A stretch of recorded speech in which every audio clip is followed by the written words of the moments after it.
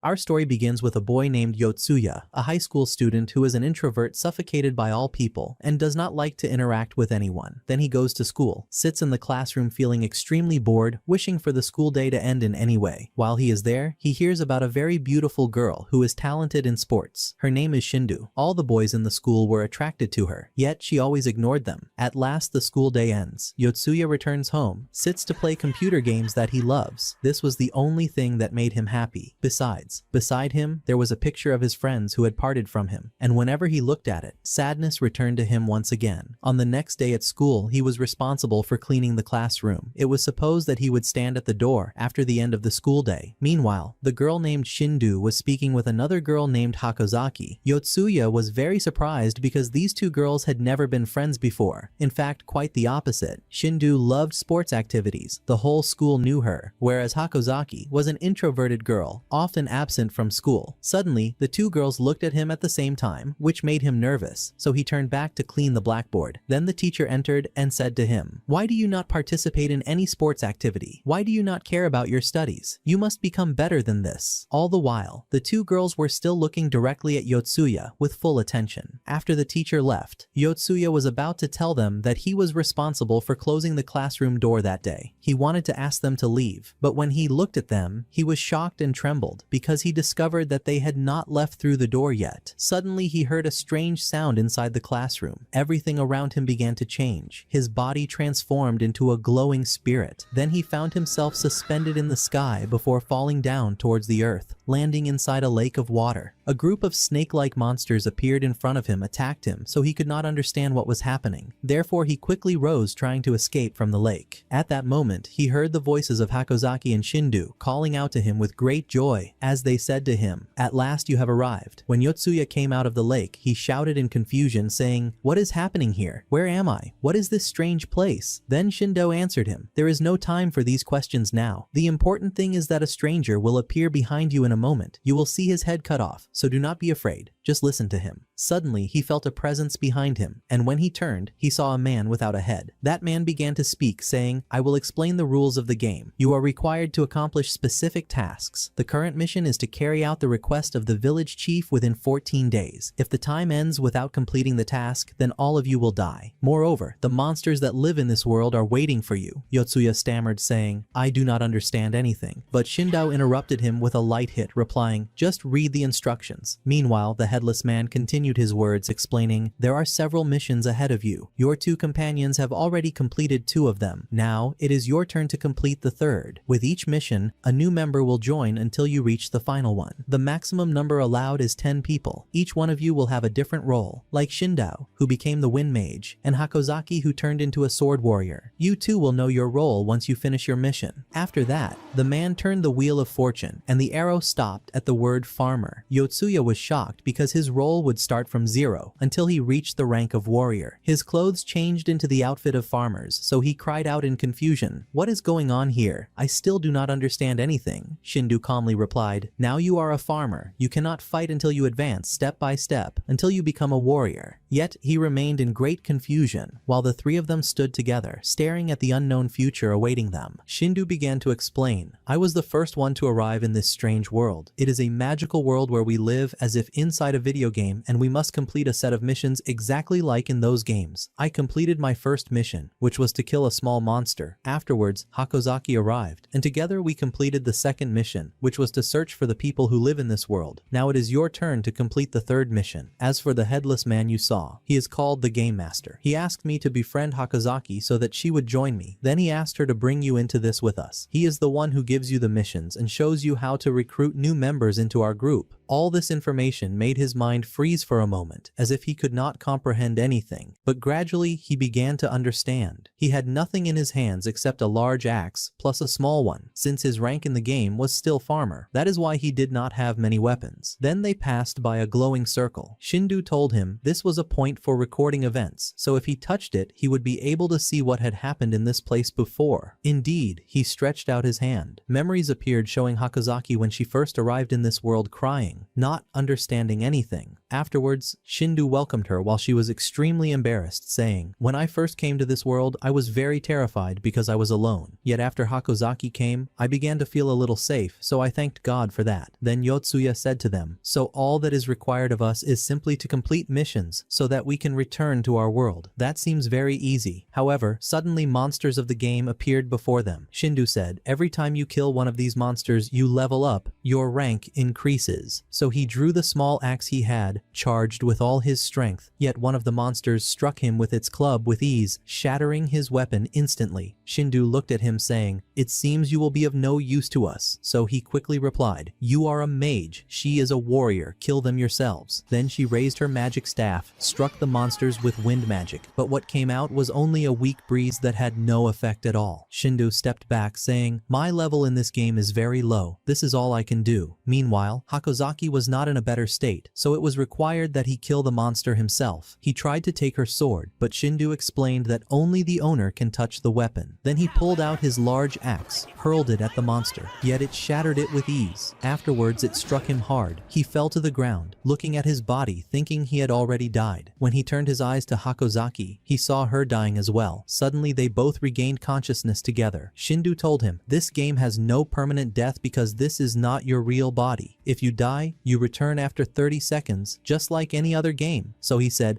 "Then let us hurry and kill this monster." Indeed, the girl lifted her staff, released dust that distracted their foe, while he rushed at it with his axe. The monster hit his head again. However, he still managed to drive his weapon into its body. Both of them fell to the ground, and in this way he killed his first monster in this world. Yotsuya returned after 30 seconds, asked, "What will happen if the three of us die together?" Shindao replied, "Any one of us who dies will return after half a minute, but if we all die, then we will not wake up. We will also die in our real world." So his heart trembled. He felt surrounded. At night they sat looking at the game map, found they were still at the beginning, so they agreed to go to the village to know its request, carry out the new mission. Shindu said to him, "If you complete the mission, you can ask the game master one question. He will be forced to answer. After my mission, I asked him, 'Why did you choose me?' He answered, 'Because someone you know asked me to do so.'" Meanwhile, Hakozaki asked, "Who are you?" He replied, "We are people from the future." Yotsuya smiled and said, "Fine, that is all right. I will begin my watch now." Then he stood guarding them, but suddenly he heard a loud scream, so he rushed to the place and saw fire blazing and destruction everywhere. He found Hakozaki lying on the ground with her arm severed, when a huge monster appeared holding Shindu between its jaws, while she screamed, "Run quickly, Yotsuya, you cannot kill this monster." Afterwards, the monster devoured the girl before his eyes, and thus Shindu died. So Yotsuya carried the body of Hakozaki and ran quickly. After a while she returned to life, yet when she stood her arm had not returned. She said to him, "My arm will not come back unless we kill that monster or take it out from its belly." He replied in shock, "That means Shindu will not return unless we do the same." She answered, "Yes." So he told her, "Fine, we must try to complete the mission before facing the monster, so that we can raise our rank and increase our strength." Indeed, the two of them continued their path until they reached a nearby village, and the people welcomed them with joy. Then they went to the village chief to ask him about his request and the mission they must carry out. He said, "I want you to kill a huge monster that has appeared near the village." At that moment, they both froze in shock, because the third mission required them to fight the same monster they were already running from. So, a wave of despair filled the air, but Hakozaki said with determination, "We must go and save Shindao," while Yotsuya shouted angrily, "How can you be a warrior and still be useless? Stay here in the village so you do not die. I will handle it alone." Yet she ran after him saying, "I want to help you." So he turned to her and said, "You cannot come, because if you die, we will all die." Then he went off to look for other monsters to kill, so he could raise his rank and grow stronger. Afterwards, he faced a group of them and defeated them, which increased his level. Then he looked at Hakozaki's status board and wished that he were the warrior instead of her. In that moment, he discovered that she had died, so he cried out, "How did this happen? I left her in the village so that she would not die, so what went wrong?" He rushed back to the village and found it burning, so he thought that their mission had failed. But when he checked their status board, he saw that Hakozaki had returned to life again. He was astonished, kept searching for the villagers, yet did not find anyone. Then he went to the circle of recorded memories, and a vision appeared showing Hakozaki speaking to a young boy, saying, In truth, I am sick with a serious illness that prevents me from making any effort so that I do not die. But here in your world, I do not feel the illness at all, and my strength even increases. So when I return to our world, I will invent medicine to cure my disease and the illnesses of everyone." Then she looked down with sadness and said, "I am not useful to anyone, but I try to help people and protect them as much as I can." Yotsuya felt deep sorrow after hearing the words of Hakozaki because he realized that he had wronged her. In the memories, he saw how the giant monster had attacked the village while the people fled in every direction. At that moment, the creature appeared behind him, so he started running quickly, knowing that if he died, they would all perish. He kept running until he found a small monster before him, leapt at it, and killed it to raise his rank and increase his strength. The instant his level rose, time froze and the monster stopped in place. Then the game master appeared before him saying, "Congratulations, you have advanced in rank and reached level 10, and now you have the right to change your profession." Afterwards, he spun the wheel of fortune,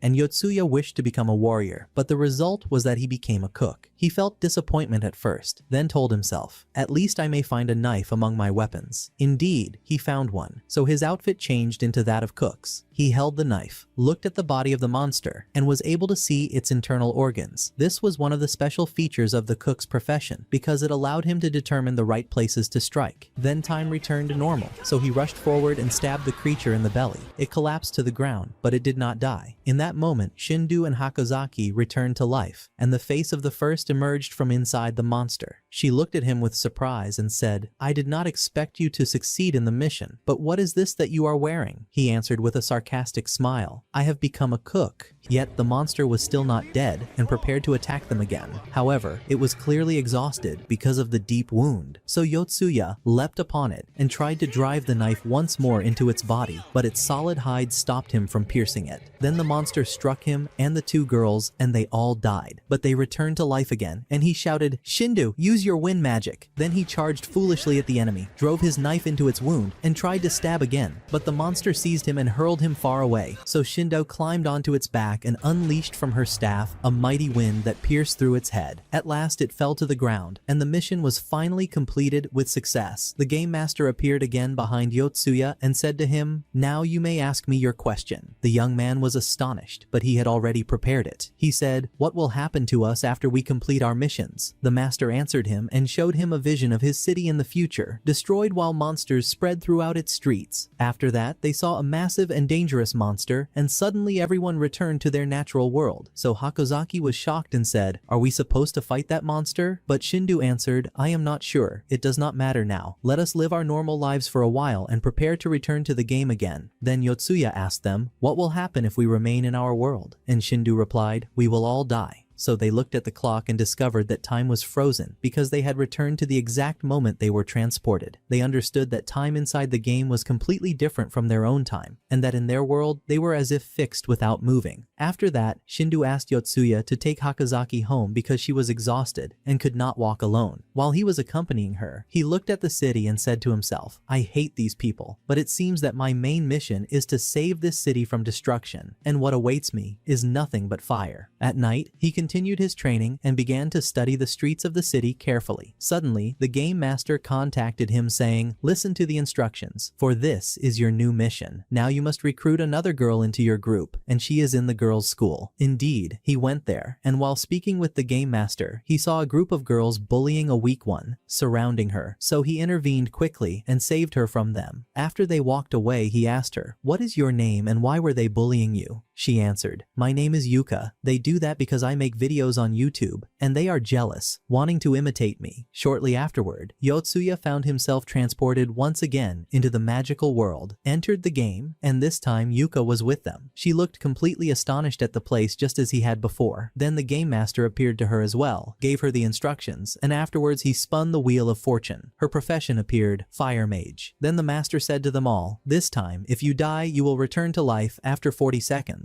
Not 30 as before, and your new mission is to deliver the goods to a city called Radio City within 40 days. Then, he disappeared saying, "See you again." The youths prepared to carry out their fourth mission when suddenly a gigantic insect appeared, and from its body more worm-like creatures emerged. Then it began to hurl living spheres at them, one of which struck Yotsuya, so he fell dead. Yuka tried to use her fire magic, but her power was far too weak because her rank was still low. So another insect attacked her and killed her as well, leaving only Shindu Shindu and Hakozaki alive as they were hiding. After 40 seconds, everyone returned to life, and Yotsuya drew his knife, managed to block the incoming spheres, which left the girls astonished as they wondered how his strength had increased so quickly. The giant insect lunged at him, so he leapt onto it and climbed up to its back. Then he drew his knife and cut off one of its legs. Afterwards, he grabbed Hakozaki's hand with her weapon and charged together at the monster to help her deliver the blow. Indeed, they struck it with a fatal hit, and thus the rank of all of them rose. That night, while the others were asleep, Shindu woke up and saw Yotsuya training alone. So she sat beside him, held his hand, saying, "I am not as strong as you think. I am very weak, and I need you so that we can finish this game and return to our world." He was deeply moved by her words, and promised her that he would never leave her, that he would stay by her side until the very end. On the next day, they went to a village that had been destroyed by monsters, but they found no one there, and they did not know how they would continue their path to Radio City, or what the goods were that they were supposed to deliver. Then suddenly a man appeared riding a strangely shaped horse, so they asked him about the location of the city. He told them it was very far away at the edge of the kingdom, and that reaching it would take at least 35 days, and they were all astonished. Afterwards, he continued saying, "If you walk on your feet, you will not arrive before a full year passes, so you must use horses." At that moment, Shindu asked him to give them his horse, but he apologized, saying he needed it himself. Then he added, "If you want horses, there is a combat tournament being held right now in the neighboring city, and whoever wins will receive 3 horses." So their hearts filled with excitement, and they decided to enter that tournament. On their way, a group of bandits appeared before them, and one of them said, "These look like a party of heroes. If we capture them, we will gain a huge ransom." Then one thug charged forward, but Yotsuya blocked his strike with ease. Suddenly, the game master appeared briefly before him and said, "Your rank has dropped because attacking humans is forbidden." So the boy was shocked and did not know how to act, and they all decided to run quickly so that the criminals would not capture them. Yet in the end, the bandits managed to seize Shindo, while Yuka took Hakozaki and tried to escape with her to save her. Meanwhile, Yotsuya stayed behind fighting small monsters so that he could raise his rank. During his battle, the game master appeared again and spun the wheel of fortune, so his profession changed into a mage. He discovered that he now had healing magic and also a strange ability that allowed him to persuade anyone easily. Afterwards, he went to the combat tournament to participate in it, aiming to win the horses, but by bad luck he lost in the first round and was killed immediately. At that time, a girl named Kahabel appeared who was the daughter of the city's king, and he pleaded with her saying, "Please, I am in desperate need of the horses in your city." She answered that she would agree, but on one condition, that he would help her to kill the many monsters that were threatening their region. She then took him to the city commander, who agreed to give them only 1 horse. Yet with that single horse, Yotsuya and Kahabel managed to reach the place of the girls and save them. When they saw him, he told them that he had secured only 1 horse. But suddenly, Kahabel appeared and said, "I will provide you with more horses, but on one condition, that you allow me to join your group and teach you the art of sword fighting. For I can kill you all as I wish, since you always return to life again, and in this way I will enjoy myself and train without losing anything." Her words left them all in shock, and her thoughts seemed strange, but she joined them nonetheless. Thus their journey began anew, and along the road they faced small monsters that they defeated easily. Then they continued forward until they looked at the map and found that the remaining time before the mission ended was exactly 15 days and 5 hours. Suddenly, they found a group of wolf-like monsters attacking people on the road, so Hakozaki rushed forward and said, "I must save them. I will not let them die while I stand here." Yet Yotsuya stopped her and said, "Can you even do anything? And besides, if we interfere, we will be delayed in our mission." But she answered with determination, "I am ready to sacrifice my life to save any human." When he heard her words, he was moved, so he leapt down as well, saying, "I am with you." Together they attacked the beasts. However, one of them struck her and bit her neck, while another knocked the weapon from Yotsuya's hand and threw him aside. At that moment, he tried to use his magical persuasion to make the monster turn around, yet it kept attacking without listening. So he lunged and stabbed its eye and almost killed it, but a third surprised him and slew him, forcing him to wait 40 seconds before returning. Meanwhile, the soldiers of the caravan fought the monsters and managed to kill one. When Hakozaki's time ended, she revived, and Yotsuya saw her advancing toward one of the creatures. He noticed that it too was preparing to leap at her, yet she stood firm and struck her weapon with incredible speed as she shouted, "How long will I remain weak? How long will everyone keep saving me? I will not be weak any longer." The beast rushed at her, but at the final moment she drew her sword, drove it into the creature, and slew it. Immediately afterwards, Yotsuya's 40 seconds ended, and he revived as well. In that moment, the last monster attacked him, seeking to kill him, but he ran toward the carriage of his companions. Just before it reached him, Kahabel appeared from behind and cut off the wolf's head with a single strike, and thus at last everyone survived. After that, Yotsuya began using his healing magic to treat the injured in the caravan. Then their commander appeared and thanked them for what they had done, and he asked, "Where are you heading?" One of the soldiers replied, "We are bound for Radio City to deliver these two men along with the child who accompanies them, because an order has been given for their execution there since they disobeyed the king and refused his commands." Here the companions began to wonder, are these three the goods that the game master commanded us to deliver, or is it merely a trap to test us? They realized they stood before two choices only, either to save the innocent from death or to complete the mission as given. At that moment Kahabel spoke sharply, saying, "This king is a tyrant who wants to kill innocent people simply because they defied his orders. And worse, he does not even wish to execute them in their own city, but in another to terrify its people, strengthen his reputation, and impose his rule upon all the cities he plans to conquer. I will never allow such a thing to happen." The caravan leader answered coldly, "I know you well, Kahabel. You are the captain of knights in a small city with no value, and if you oppose the king, he will destroy your city entirely." The two prepared to clash, but Shindu intervened at the last moment and stopped the fight. Then Yotsuya gathered the girls and said to them, "It is possible that the goods we must deliver to Radio City are these very people. In my opinion, we should escort them there. So if the mission is completed, then it is finished, but if it is not counted, then we will save them and protect them ourselves, and afterwards, search for the true mission." At that moment the commander's aide said, "It would have been better if they had not joined us." Yet the commander replied, "Do not worry, we are bound to deliver the prisoners to Radio City, and as for the heroes, I have prepared a great surprise for them." The caravan continued its march, and when it stopped for rest, Yotsuya asked the commander to let him speak with the priest. Indeed, he sat with him and asked, "Who are you, and why are you here?" The priest answered, "We are a group of people who embraced a new faith, and that angered the king. So he killed many of us, tortured them, burned our homes, and he decided to execute us in Radio City, along with this child, so that we would be a lesson to the rest. I do not want anything from this world, except that this little one survives the execution." Yotsuya was deeply moved by his words, and understood clearly what was happening. When he gathered again with the others, he asked the commander directly, "Why do you want to kill these people?" He replied, "Our king is kind-hearted. He wants to unite all the cities under his rule, so that he may spread goodness, peace, and justice. That is why I obey his orders." At that moment Yotsuya thought to himself, each side has its reasoning and believes that what it does is right. Each is convinced of its view, yet we do not know where these events will lead us. Suddenly, Yuka interrupted the discussion and said to the commander, "Do you really think we will believe such foolish words? Any king who tries to conquer cities claims that he is spreading justice and goodness, while in truth he is nothing but a tyrant chasing his own goals, and the simplest proof is what he did to you." The commander grew angry when he heard her and said, "I will not allow you to say such things, and I will not allow you to speak of our king with such insolence." So Yotsuya and Shindu hurried to calm the situation, and they managed to end the argument, preventing any further talk on that subject. After that, Kahabel began training with the sword, and she explained to Shindu how to use her weapon to defend herself. At that time, Hakozaki said to Yotsuya, "We still have 13 days and 12 hours left, yet we have not discovered what the goods are that we must deliver, and we have not even reached Radio City." Then they continued on their path until they reached a massive mountain. The commander of the soldiers said, "We must pass through the middle of this mountain, yet I know of a shortcut, and if we take it we will arrive much faster." So they moved through the mountain passages, and while they were walking, one of Kahabel's aides helped the boy push the cart. He said to him, "I am very happy to be with you on this journey. It is a great honor to stand beside you, hero." Yotsuya replied, "You are truly a kind person." Then they continued on their path until they reached the foot of the mountain and then entered a dark cave. The commander said, "This cave contains metallic machines that we must use to open the path." The place was a massive hall, and after activating the machines, water burst forth and the gears began to turn until a stone path was revealed before them. Yet suddenly, the cave door closed on them, and the commander of the caravan appeared from afar saying, "This is the end of your journey. We cannot travel with people who betray our king. Try to save yourselves if you can, though I doubt you are capable of it. Farewell." Everyone was shocked because the time limit of the mission was drawing near, and if they failed they would all die. Yotsuya was the most terrified, and he did not know what to do. Then Kahabel stood on the stone path and said, "Let us begin moving. We must try to escape from here." So they moved the cart carefully, yet they faced a passage blocked by giant hammers that swung endlessly, making it impossible to cross. At that moment, Yotsuya understood the nature of the game, so he climbed to a high spot and found a set of stones engraved with symbols. He chose one and shifted its direction, motion, so the movement of the hammers slowed little by little until they stopped completely. Afterwards, they managed to cross the passage slowly with their cart. Afraid of slipping, Yuka was terrified, but they continued walking until they reached another passage. Yotsuya said, "This road looks easy. We should simply walk straight through." But as soon as he stepped forward, a mechanism struck him. He fell from a height and died instantly. Then he revived after 40 seconds saying, "I should have been more careful. This is certainly not so simple." Then Hakozaki said, "I have an idea to help us cross this place." And she took out a sheet of paper and a pen and began calculating the interval between each strike of the walls. They truly managed to calculate the exact timing, so Shindo advanced into the passage and succeeded in crossing. One after another the others followed until they all reached the other side.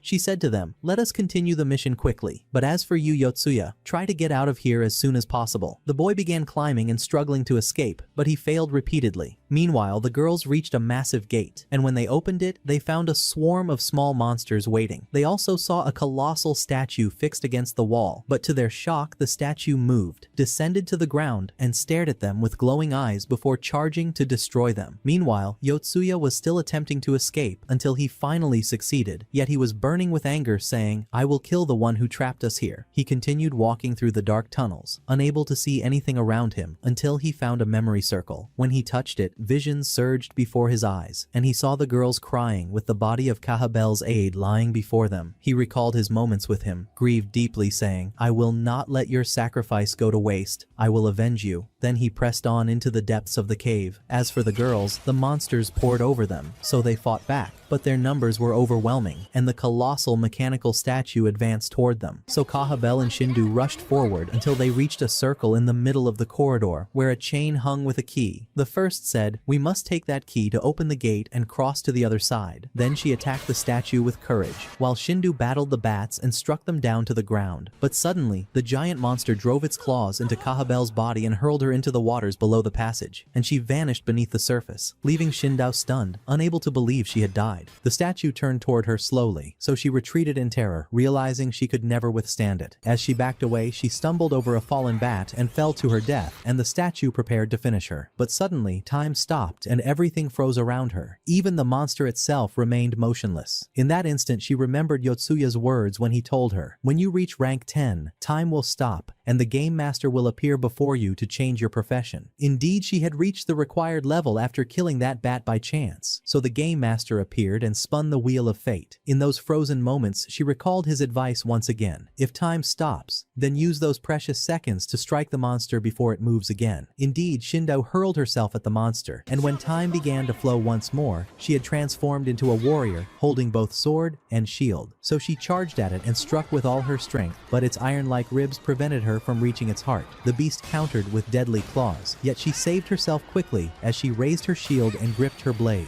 Then she looked at its body and noticed a wound, and at that moment she remembered Kahabel's words when she had taught her that to kill a monster she must strike at precise points. So she marked the place of the heart and rushed toward it with full speed, trying to plunge her sword within, but the monster surprised her and severed her arms. Even so, she did not retreat. Instead, she leapt onto its back, grasped the weapon with her severed hands, then drove it deep into the heart, and its body convulsed before finally collapsing lifeless. At that very moment, Yotsuya arrived running to catch up, and he saw the beast fall to the ground. Shindu smiled faintly and said, "You are far too late. I defeated it alone." Then her smile faded as she added with sorrow, "But Kahabel was killed." The boy dashed forward and leapt into the water where he found her body bleeding. So he saved her and used his healing magic until she regained consciousness. When her eyes opened, she could hardly believe she was still alive. Her aide said to her, "It was Yotsuya who pulled you from the water and healed your wounds, though he exhausted himself so greatly that he fainted." She looked at him with eyes filled with gratitude and whispered, "Thank you for saving me," while in her gaze flickered a hidden spark of admiration and love. Soon after, the rest of the girls arrived and saw her looking at him in such a way, and they were astonished. That night, Hakozaki said to Yuka, "We have only 7 days and a few hours left, yet we still do not know when Yotsuya will awaken." But suddenly he opened his eyes and said, "I have understood everything." They all stared in surprise and asked, "What do you mean?" He answered, "I now realize what the true cargo is that we must deliver." The game master never specified anything in particular particular for our mission. So any cargo we bring to the city of Radio will be counted as success, which means those condemned to execution are the cargo we must rescue and deliver. Then he continued, but to achieve this quickly we must divide into 2 groups. I will go with Yuka to save those people, while you Shindo with Hakozaki must search for any merchant bound for the city carrying goods and help him deliver them. So in this way, we secure the mission's completion. At that moment Kahabel looked at him and asked, what will my role be? He replied, you are the one who will carry out the final vengeance, for I have a perfect plan by which we will defeat the commander and rescue the innocent. Shindu and Hakozaki moved with Kahabel's aid to search for a merchant carrying goods they could deliver, while Yotsuya sat explaining his plan to Kahabel and Yuka, saying, I want the commander of the soldiers to send a message to the king telling him the mission has failed without you being involved, so that your city will not be attacked. Kahabel understood the plan and said, agreed. On the next day they managed to find the commander, so they observed him from afar. At night he was standing, speaking with his men, urging them to complete the mission, but suddenly, Yotsuya surprised them and stood before him. The commander was shocked and said, how did you escape from the cave? I was certain you died there. The soldiers prepared to attack him, but he raised his hand and said, let us calm down. I did not come to fight. I came to negotiate. You know well you will gain nothing if you fight me, for even if you kill me I will return after 40 seconds, and in the end, I will still destroy you. So the commander asked, then why have you come now? He answered, Kahabel and her aides died in the cave. 2 of the heroes who were with me fell into a pit and could not escape, and only I remain along with this weak girl. Then he called Yuka and she appeared from behind him. He said, you have until sunrise. If you do not hand over the 3 prisoners then I will use the magic of heroes, and I will kill you all. Then he left with Yuka, leaving the soldiers in confusion. The commander stood stunned, speaking with his men, trying to find a solution. He said, we must kill him quickly so we can complete our mission. But one of the soldiers answered, how sir? He is one of the heroes. No matter how many times we kill him he will return again. So the commander said, then there is only one solution. We must capture him and imprison him until his mission fails. Suddenly they heard Yuka's voice as she entered saying, greetings to you. So they turned to her in astonishment and said, who are you? How did you get here? She replied, lower your voices. I came without Yotsuya's knowledge, and I wish to offer you a deal that will end this problem. The commander was shocked and asked, what do you want? She answered, I am ready to take you now to the place where he sleeps so you can capture him with ease. The commander asked suspiciously, why would you do such a thing? Do you intend to lead us into a trap? But she answered, I do not care about Yotsuya or anyone else. I only wish to avoid trouble with anyone, and that is why I want to get rid of him. The commander was convinced and said, I will go with you. Then he turned to one of his soldiers and ordered him to stay behind to guard the captives while he and the rest prepared to follow her. Yuka smiled with cunning, saying in herself, your plan is proceeding perfectly, Yotsuya. Indeed, Yuka's mission was to distract the commander and his men so that Yotsuya could rescue the captives. Whenever they asked her on the road, when will we arrive? She would answer, soon, until the commander grew impatient and shoved her aside. Then he ordered one of his soldiers to kill her quickly with the sword and said, let us return now. It is clear this was a trap. They tied her with a rope so that she would not escape after returning to life, and afterwards they went back to the place of the captives. But the commander stood shocked by what he saw. For one of his soldiers said, your mission has failed, Commander. I killed the 3 captives, and here are their corpses before you. I even set them ablaze as you see. Then he ignited the fire in the place, and the soldiers began looting and burning. The commander shouted at him saying, are you insane? How could you burn them while they were still alive? In that moment Yuka seized the chaos, so she released fire magic and cut the rope that bound her. Then she leapt quickly and fled, hurrying until she reached Yotsuya and jumped behind him on the horse. Together they galloped away while the soldiers chased them foolishly, and had they examined the burning corpses, they would have discovered the truth. Here the secret was revealed, for Yotsuya had already rescued the 3 captives after capturing the soldier, binding him, and covering his face. Then he crafted dolls from straw and dressed them in the prisoner's clothes so it seemed as though he had killed them, and he lit the fire in the place to complete the deception. Afterward he said to his companions, now the commander will send a message to the king telling him that Kahabel and her aides are dead, and that the heroes ruined the mission, and this way her city will not face any danger. They continued until they reached a cave in the mountains where they hid the 3 captives, and the child had already recovered and regained his strength. Then Yotsuya turned to Yuka and said, if Kahabel succeeds in her mission, then my plan will be perfectly complete. But the girl looked at him and said, even if we are in a game in a strange world, how could you burn a man alive? He answered, this is only a game world. They are not real humans. Either I burn them or I lose my life and the lives of my companions. Meanwhile, Shindu and Hakozaki with the aide sat together in deep despair. So Hakozaki said anxiously, we only have 3 days left and we still have not found any merchant. It seems the time for the mission will end. Does that mean we will will die? At the same time, the commander of the soldiers was drowning in sorrow to the point that he wept, for he felt that his mission had failed and that the king would never trust him again. So he sent him a message telling him everything that had happened while he trembled in fear, asking himself, what will the king do to us when we return? Yet the surprise was that one of his soldiers was suddenly killed, and Kehabel appeared saying to him, do not fear the punishment of your king, because you will not return to him at all. The commander looked at her in disbelief, but she continued fiercely saying, take up your weapon, for I do not like to prey upon the weak. He gripped his sword and lunged at her with all his might, but she deflected his strike with skill, then cut off his hands, afterwards his legs, so he collapsed screaming in agony. She ended him by cutting his neck, saying, thus I have avenged my aid. Meanwhile, in the royal palace, the king had already learned what had occurred. So he said to one of his men, these heroes, though they do not kill humans, still they interfered and ruined our mission. Therefore I want you to find any means to kill them and take vengeance upon them. The soldier replied, I shall carry out all you command, and it was clear he was not joking. During that time, Yotsuya said to Yuka, I want to take with me 3 things because perhaps they are the cargo we must deliver to the city of radio. So he placed 3 small boxes in the carriage. She looked at him with fear and said, are you certain of this? These boxes contain very strange things. But he answered, perhaps they are indeed what is required. Then they set off to meet Shindu and the others. On the road, Kahabel kept looking at Yotsuya while he was speaking with the little boy, and it was obvious that she admired him. Meanwhile, Yuka noticed this and cast a sly glance, realizing that it resembled the beginning of a love story. When they stopped to rest, Kahabel drew near to Yotsuya trying to confess her feelings. She said hesitantly, I want to tell you something important. But Yuka was hiding behind the horse, eager to hear. Yet Kahabel blushed at the last moment and said nothing. So they continued on as if nothing had happened. Yuka smiled, enjoying the romantic atmosphere, and afterwards she began to act strangely in order to catch his attention. Even the little boy looked at her puzzled and asked, why is this girl behaving like that? Yotsuya replied with a laugh, do not worry about it. Her mind is a little unusual. Yuka kept scheming along the way, trying to push Kahabel to confess her feelings, but she failed every time, to the point that she even asked her to help Yotsuya with the cooking so they could talk together. Yet the result turned out opposite to what she expected, for when she looked up she found Kahabel walking toward them carrying a huge wild boar in her hands. She said, I hunted this so we can eat it, and this is my way of helping Yotsuya in the cooking. At that moment, Yuka gasped and said to herself, how strange this girl is. Yuka began to think of a new plan to help Kahabel confess her feelings, so she asked Yotsuya to train with her in sword fighting, saying to herself, she loves training, and surely if they train together, she will be moved and admit what is in her heart. Yet the situation turned out differently, for the training ended with Kahabel throwing the boy to the ground and saying to him, your turn is over. Now it is your turn, my dear. Then she began chasing Yuka, who ran away screaming, and it became one of the funniest moments they had ever experienced. On the other side, Shindu and Hakozaki had found a merchant heading to the city of radio with goods to deliver, so they rode with him to secure their path. They brought the prisoners to the church, considering it a safe place where no one could harm them. But the surprise was that they were not the required cargo. Afterwards, they tried the second possibility, which was the weapons and swords of the soldiers, but those too were not counted. Therefore, the last possibility remained, what lay inside the 3 boxes, the severed heads of the commander and his soldiers. Although it was a strange thing, this time it was accepted as the true cargo, and thus the mission was completed. At that moment, Shindu and Hakozaki were still walking with the merchant on the road to the city of radio, but they were surprised to see the mission notification, so everyone gathered once again preparing for the next stage. Their new mission was to spread out in the city and expand the map they held in their hands, the map of the game, to uncover many places they had never seen before. Then the 4 of them began to compete to cover as much ground as possible. Yet Yotsuya stopped at a place overlooking the sea where the sun was setting, and Kahabel had finally decided to confess her feelings. She stood by his side and whispered, I want to tell you something, but she held back when she saw him preparing to leave. She asked him, are you leaving now? He answered, I must go to continue my new mission. At that moment she changed her mind and extended her hand to him. So he smiled and shook it, saying, I am very happy to have met you, and I hope to see you again. Then he turned and walked away. The girl remained standing, watching him from afar, her eyes filled with emotions she could not dare to reveal, and it was clear that she had fallen deeply in love with him. At that time, Yotsuya and the girls began to spread throughout the city to carry out their mission, yet the snow fell heavily and the sky turned into a freezing storm that covered everything. The boy changed his clothes to shield himself from the cold and forced his way through the icy winds, but the task was unbearably hard, for the cold was merciless. Their bodies had never known such weather, and they soon looked as though they were surrendering to death itself. Hakazaki collapsed halfway, gasping and crying as she said, "I do not want to die. My limbs are frozen and I can no longer move." She sat on the ground defeated while Shindu tried to keep walking, yet she too stumbled and lost her strength, the snow covering her little by little. They all seemed on the edge of death beneath that deadly storm. Meanwhile, Yotsuya pressed on with difficulty through the blizzard, murmuring, "There are only 6 hours left until the mission ends. I must reach the target or we will all fail." Suddenly, a giant monster blocked his path and struck him with a mighty blow that hurled him to the ground. Then it tried to crush him again, but he slipped quickly between its legs and ran aside before standing once more to face it. The beast lunged at him fiercely, yet the boy raised his shield and stopped the strike, then rushed forward with his small knife and stabbed it into the creature's body until it fell dead. The moment it died, smaller monsters emerged around it and began to wail for their mother. Yotsuya froze in shock and whispered to himself with sorrow, "I never wanted to kill her, but I had to if I wanted to live. Still, this is only a game, only artificial intelligence and nothing more." Afterwards, he turned to his map and saw that only 5 hours remained to complete the mission. He kept moving despite exhaustion, yet suddenly the ground beneath him gave way and he fell from a great height to his death. At the same time, Shindo and Hakazaki had surrendered to the piercing cold, their bodies frozen until life left them. It seemed the end was closing in on them all. In those moments, Yuka was hiding, trying to warm herself, and she surrendered to her old memories. She saw in her mind the days at school with her friends and all the shows she used to watch when she was young. Then she whispered to herself, "Why am I even here? I could die at any moment, but I must keep moving forward." Because Yuka was still alive, Yotsuya revived after 40 seconds and felt shocked that he was still breathing. So he realized that one of the girls had not died yet. He found himself in a strange underground place where the cold was not strong, so his body heat remained. He looked around and saw corridors with strange symbols drawn across them. Then he walked until he reached a great hall with a glowing phosphorescent circle in its center, and he stood there watching in silence. As for Shindu, she too returned to life after her time passed, but Hakozaki remained frozen under the snow and could not come back. Shindu moved forward, and from a distance saw a village with lights glowing in its houses. Her heart filled with joy as she said, "Finally, I will find something there that can help me." She ran toward it without noticing that the ground beneath her was only a frozen lake, its ice thin and weak. It broke beneath her steps and she fell into the icy waters, drowning without the chance to rise again after 40 seconds, for her body froze completely. Now only Yotsuya and Yuka were left. They tried to continue filling the map, yet every path the boy took was blocked. He entered a very narrow tunnel, and when he came out he found another wall waiting. Suddenly, the earth shook and a giant worm burst from the ground, carving a new path. He followed it thinking, "Surely this worm will lead me out if I keep chasing it." But his bad luck struck when it turned back and attacked, swallowing him whole and killing him instantly. Thus only Yuka remained alive, and she whispered to herself, "If I die now, then everything will end." She tried to encourage herself and resist despair, but her strength collapsed and she fell to the ground, smiling bitterly as she said, "Finally I have found my excuse to give up. It seems I will die. I have always been a failure, and I will never be able to finish this mission alone." While Yuka was on the verge of surrender and death, she imagined before her one of the little witches from the anime she used to watch in her childhood, and she heard her say, "You have always been a hero like us, so how can you give in to death and abandon your mission? We heroes never surrender, and you always watched us as we fought evil in all its forms, so now you must be like us." Yuka was so moved by these words that she burst into tears. Then she gripped her staff tightly and shouted with all her strength, "I am not a failure. I must complete the mission." She regained her determination and continued walking through the storm, although the cold was draining her body. Yet before her eyes she kept seeing the anime characters she loved as if they were cheering her on. Still, her legs gave out and she stopped exhausted in the middle of the path, only to see a giant cat ridden by a mysterious girl. The girl said to her, "You are one of the heroes, are you not? Come with me if you want to finish your mission." At first Yuka thought she was imagining it, but she soon realized the girl was real, so she climbed onto the massive cat and it dashed forward with great speed toward their destination. Yet, despair still crept into Yuka's heart, and she whispered to herself, "It is impossible to reach the target in time. Everything is over." Tears streamed down her face as she thought the mission would surely fail, but the girl turned to her with confidence and said, "Do not worry, we will make it." Then she lifted her weapon and chanted a spell, unleashing a surge of magic that made the cat soar through the air at a blinding speed. Yuka stared in amazement and asked, "Are you one of the heroes too?" The girl answered, "No, I am just someone who knows how to use use magic. Yuka glanced at the mission card and saw the time almost running out, but the girl invoked another burst of magic that drove the cat even faster. Suddenly, the sea appeared ahead of them, the very place required to complete the mission, yet it was still too far, and the counter was close to 0. Yuka closed her eyes, convinced failure was now certain, but suddenly she opened them and found herself with everyone in the familiar place where the game master always appeared. The heroes stood in shock, unable to believe Yuka had completed the mission on her own. At that moment the game master appeared behind her, and she recoiled in fear, saying, "Enough of this terror you inflict upon us." He smiled and said, "You have completed your mission, and now you may ask me one question and I will answer you with truth." She hesitated for a moment, then said, "There is only one thing I want to know. Is this strange world real or just a game?" Everyone gasped in disbelief, for they had been convinced it was only a game. But the game master replied, "You are now in a parallel world to your own, a world much like Earth. Yes, this is a real world, and the creatures you fight are real as well. The only thing that is not real here is you." At that moment Yuka turned to Yotsuya, her eyes brimming with tears, for she realized what he had done was not inside a game as he believed, but in a real world. As for him, he stood frozen, unable to accept what he had heard, crushed by the sorrow of knowing that he had killed a living being and even burned a man alive, thinking all along it was nothing more than an illusion. Afterwards, the heroes returned once more to their real world, and Yotsuya sat alone in his room, drowning in sorrow, unable to believe what had happened or grasp everything he had gone through. He could not accept that he had killed a real human being. Although he had always hated people and avoided them, he never imagined that his hatred would drive him to kill. He felt despair and shame, then lay on his bed whispering to himself, "It is true that I dislike people and avoid them, but I never thought I would actually kill one of them." He sank deeper into regret and grief. As the days passed, he began joining sports activities at school, something he had never done before, and he showed surprising skill and agility that astonished his classmates, who wondered how he had improved so quickly. He was not the only one who changed, for Hakozaki also began joining sports with Shindo after her health improved slightly. She felt great joy, as if her body was getting stronger thanks to that strange world. She told her friend, "It seems that every time we join the game and return, our bodies grow stronger, and our health improves. Even my condition is getting better despite my serious illness." Yet Shindo kept watching Yotsuya from afar, noticing that he was still burdened by grief, avoiding everyone and not speaking to her or to Hakozaki, as if isolation had overtaken him once again. While he was on his way home one evening, his phone suddenly vibrated. When he opened it, he froze in shock, for it was a message from the game master. The words were simple but terrifying. "What do you feel now after killing a real human?" Anger rushed through him, so he deleted the message instantly, then kept walking, trying to convince himself that perhaps everything had only been a game. Still, the pain in his heart would not fade, and he decided to live a normal life and forget that magical world, refusing to return ever again. But the unexpected happened when a strange girl appeared before him out of nowhere and said, "How are you, Yotsuya?" He stumbled back and asked in shock, "Who are you and why are you here?" She answered, "You should have replied to my message. Why did you delete it?" At that moment he realized she was the game master herself standing in their world, and he asked in disbelief, "Are you truly the game master? How did you come to our world, and how did you turn into a young girl?" She replied coldly, "You have no right to ask me anything." They sat together and she said, "Answer the question you ignored. What do you feel now after what you have done?" He lowered his head and answered with honesty, "I feel deep regret. I know what I did was a grave mistake, but I believed I was fighting a character in a game, and I only did it because I wanted to save an entire city from destruction and war." She listened in silence, then said, "Forget this matter for now, but do not think you can abandon the game, for you cannot escape. You must continue every mission, or else you will all die in your real world." Then she added, "It is time I tell you about the new person who will join you." He asked with worry, "Who is it?" She smiled faintly and said, "You will know everything in due time." Then she handed him a cap and ordered, "Wear it now." He stared at her in shock, feeling the weight of danger pressing down on him more than ever. In another part of the city, right in front of a Chinese restaurant, a gang of masked thieves and thugs were gathering, with their leader standing tall and ordering them to prepare for their mission. Inside the restaurant, Yotsuya sat with the game master, tense and uneasy. So he asked her, "Why did you bring me here?" The girl who embodied the game master smiled and answered, "The man you see before you is a well-known drug dealer, and the new player I want you to recruit into your group will enter now. Your task will be to prevent prevent what is about to happen. Be ready, they will enter in 3, 2, 1. At that exact moment, the restaurant door burst open, and the thugs rushed inside charging at the drug dealer. But Yotsuya stretched his leg and tripped one of them to the ground, then shouted at the rest, "What you are doing is a terrible mistake." One of them struck him on the leg with a club, thinking he could overpower him. Yet Yotsuya's anger flared, so he grabbed them one by one, smashing through their ranks until none of them could stand against him. During the fight, he heard someone calling out the name Shuja, and instantly realized that he was facing the very target the game master had mentioned. The boy attacked again, but Yotsuya blocked him with ease, ripped the mask from his face, and declared firmly, "Take your brother and leave right now before the police arrive and arrest you." Yet Keita refused and shouted, "I will not leave until I finish this drug dealer." Yotsuya roared, "Stop it. What you are doing is wrong. Run away before you destroy yourself." At that very moment, the gang leader, enraged by the failure of his plan, stormed into the restaurant and bellowed, "Stop at once." He turned sharply toward Yotsuya and demanded, "Who are you, you brat? Who sent you? Are you working with the rival gang?" Yotsuya kept his silence, so the leader's fury exploded, and he raised his gun threatening, "Speak, or I will kill you now." Suddenly, the game master appeared once more in the form of the little girl, in plain sight of everyone, shocking them all. She tossed a strange glove toward Yotsuya and commanded, "Use this." He put it on quickly, and at once a surge of magical energy burst forth, freezing time itself for a moment. Yotsuya seized the chance, striking the gang leader relentlessly until he crashed to the ground bleeding heavily from the assault. Keita stood rooted in disbelief, unable to comprehend what was unfolding before his eyes. For how could real magic exist in the real world? In that instant, he realized the moment that would forever change his fate had already begun. At that very moment, the police arrived, so Yotsuya turned quickly toward Keita and shouted, "Take your brother and run at once." The boy stared at him in shock and asked, "Who are you really?" But Yotsuya gave no answer and simply walked away. Behind them, the gang leader regained consciousness, snatched up his gun, yet Keita rushed forward, struck the weapon from his hand and cried, "Shame on you for shooting at the one who saved me from behind." The leader's rage boiled over as he roared, "Are you defying me, boy? You know well what will happen to you if you disobey me. Your life itself belongs to me." But Keita's fury exploded, so he kicked him hard in the face, shouting, "You could not even defeat a mere child, and yet you dare to command me." Then he grabbed Shuja's hand and sprinted away, fleeing from the police, leaving everyone stunned at what had just unfolded. Meanwhile, Yotsuya stood facing the game master and said, "The mission is complete. Now let me return." She looked at him and replied, "Before you go, I want to ask you something. You just saved another human from death, so what drove you to risk your life and do that?" He answered calmly, "I did it for my own sake, because I also want new players to join the game and complete the missions with us. The truth is I have begun to enjoy this, and now I feel the urge to see the very end." A strange expression of passion and madness spread across his face as he continued, "I have great curiosity to know how this game will conclude, and I feel that I am already capable of controlling the city where I live, perhaps even controlling the entire world in the future. That is why we must return and continue the missions until the very end." At the same time, the hidden truth was revealed, for Keita had been entangled with the gang leader after being threatened to kill the drug dealer, since his mother and his brother Shuja were heavily indebted to him, and they had no choice but to obey or see their mother murdered. Yet Yotsuya's timely intervention saved them from committing the crime and freed them from the gang leader's grasp. At that moment, the girls were sitting together in a restaurant laughing with great cheer, and suddenly a police car stopped nearby to arrest a criminal and foil yet another crime. Yuka smiled playfully and said, "Surely this must be a new mission for you, Yotsuya." At the same time, the boy was still standing with the game master, recounting everything that had happened and the people he had saved. Meanwhile, Hakozaki was at school, hearing the sound of police sirens in the distance, and she wondered silently, when will the next mission begin? Yotsuya then stood before the game master as she asked him sharply, "Who do you think you are?" He raised his hand and watched the magical energy flare within it as he answered, "I am nothing but an ordinary boy, merely a child deluded by illusions of grandeur, and I finally realized that I was mistaken. Yet even so, I am convinced that what I did was right, because the entire world around me is what is wrong. Yes, I know well that what I feel is nothing but a madness of grandeur, but what harm is there if this madness turns out to be reality?" He then unleashed a surge of overwhelming power from his hand and declared, "I fight with the justice I believe in, and I have lived my entire life by this principle. I will continue to live by it, and I will never rest until I see your end as well, O Game Master." And thus the events of this season come to a close, yet the story itself remains far from complete. For more thrilling and fiery seasons still await, so do not forget to subscribe and press the like button so you never miss what comes next. And with that, farewell. But the unexpected happened when a strange girl appeared before him out of nowhere and said, "How are you, Yotsuya. He stumbled back and asked in shock, "Who are you and why are you here?" She answered, "You should have replied to my message. Why did you delete it?" At that moment he realized she was the game master herself standing in their world, and he asked in disbelief, "Are you truly the game master? How did you come to our world, and how did you turn into a young girl?" She replied coldly, "You have no right to ask me anything." They sat together and she said, "Answer the question you ignored. What do you feel now after what you have done?" He lowered his head and answered with honesty, "I feel deep regret. I know what I did was a grave mistake, but I believed I was fighting a character in a game, and I only did it because I wanted to save an entire city from destruction and war." She listened in silence, then said, "Forget this matter for now, but do not think you can abandon the game, for you cannot escape. You must continue every mission, or else you will all die in your real world." Then she added, "It is time I tell you about the new person who will join you." He asked with worry, "Who is it?" She smiled faintly and said, "You will know everything in due time." Then she handed him a cap and ordered, "Wear it now." He stared at her in shock, feeling the weight of danger pressing down on him more than ever. In another part of the city, right in front of a Chinese restaurant, a gang of masked thieves and thugs were gathering, with their leader standing tall and ordering them to prepare for their mission. Inside the restaurant, Yotsuya sat with the game master, tense and uneasy. So he asked her, "Why did you bring me here?" The girl who embodied the game master smiled and answered, "The man you see before you is a well-known drug dealer, and the new player I want you to recruit into your group will enter now. Your task will be to prevent what is about to happen. Be ready. They will enter in 3, 2, 1. At that exact moment, the restaurant door burst open, and the thugs rushed inside charging at the drug dealer. But Yotsuya stretched his leg and tripped one of them to the ground, then shouted at the rest, "What you are doing is a terrible mistake." One of them struck him on the leg with a club, thinking he could overpower him. Yet Yotsuya's anger flared, so he grabbed them one by one, smashing through their ranks until none of them could stand against him. During the fight, he heard someone calling out the name Shuja, and instantly realized that he was facing the very target the game master had mentioned. The boy attacked again, but Yotsuya blocked him with ease, ripped the mask from his face, and declared firmly, "Take your brother and leave right now before the police arrive and arrest you." Yet Keita refused and shouted, "I will not leave until I finish this drug dealer." Yotsuya roared, "Stop it. What you are doing is wrong. Run away before you destroy yourself." At that very moment, the gang leader, enraged by the failure of his plan, stormed into the restaurant and bellowed, "Stop at once." He turned sharply toward Yotsuya and demanded, "Who are you, you brat? Who sent you? Are you working with the rival gang?" Yotsuya kept his silence, so the leader's fury exploded, and he raised his gun threatening, "Speak, or I will kill you now." Suddenly, the game master appeared once more in the form of the little girl, in plain sight of everyone, shocking them all. She tossed a strange glove toward Yotsuya and commanded, "Use this." He put it on quickly, and at once a surge of magical energy burst forth, freezing time itself for a moment. Yotsuya seized the chance, striking the gang leader relentlessly until he crashed to the ground bleeding heavily from the assault. Keita stood rooted in disbelief, unable to comprehend what was unfolding before his eyes. For how could real magic exist in the real world? In that instant, he realized the moment that would forever change his fate had already begun. At that very moment, the police arrived, so Yotsuya turned quickly toward Keita and shouted, "Take your brother and run at once." The boy stared at him in shock and asked, "Who are you really?" But Yotsuya gave no answer and simply walked away. Behind them, the gang leader regained consciousness, snatched up his gun, yet Keita rushed forward, struck the weapon from his hand and cried, "Shame on you for shooting at the one who saved me from behind." The leader's rage boiled over as he roared, "Are you defying me, boy? You know well what will happen to you if you disobey me. Your life itself belongs to me." But Keita's fury exploded, so he kicked him hard in the face, shouting, "You could not even defeat a mere child, and yet you dare to command me." Then he grabbed Shuja's hand and sprinted away, fleeing from the police, leaving everyone stunned at what had just unfolded. Meanwhile, Yotsuya stood facing the game master and said, "The mission is complete. Now let me return." She looked at him and replied, "Before you go, I want to ask you something. You just saved another human from death, so what drove you to risk your life and do that?" He answered calmly, "I did it for my own sake, because I also want new players to join the game and complete the missions with us. The truth is I have begun to enjoy this, and now I feel the urge to see the very end." A strange expression of passion and madness spread across his face as he continued, "I have great curiosity to know how this game will conclude, and I feel that I am already capable of controlling the city where I live, perhaps even controlling the entire world in the future. That is why we must return and continue the missions until the very end." At the same time, the hidden truth was revealed, for Keita had been entangled with the gang leader after being threatened to kill the drug dealer, since his mother and his brother Shuja were heavily indebted to him, and they had no choice but to obey or see their mother murdered. Yet Yotsuya's timely intervention saved them from committing the crime and freed them from the gang leader's grasp. At that moment, the girls were sitting together in a restaurant laughing with great cheer, and suddenly a police car stopped nearby to arrest a criminal and foil yet another crime. Yuka smiled playfully and said, "Surely this must be a new mission for you, Yotsuya." At the same time, the boy was still standing with the game master, recounting everything that had happened and the people he had saved. Meanwhile, Hakozaki was at school, hearing the sound of police sirens in the distance, and she wondered silently, when will the next mission begin? Yotsuya then stood before the game master as she asked him sharply, "Who do you think you are?" He raised his hand and watched the magical energy flare within it as he answered, "I am nothing but an ordinary boy, merely a child deluded by illusions of grandeur, and I finally realized that I was mistaken. Yet even so, I am convinced that what I did was right, because the entire world around me is what is wrong. Yes, I know well that what I feel is nothing but a madness of grandeur, but what harm is there if this madness turns out to be reality?" He then unleashed a surge of overwhelming power from his hand and declared, "I fight with the justice I believe in, and I have lived my entire life by this principle. I will continue to live by it, and I will never rest until I see your end as well, O Game Master." And thus the events of this season come to a close, yet the story itself remains far from complete. For more thrilling and fiery seasons still await, so do not forget to subscribe and press the like button so you never miss what comes next. And with that, farewell.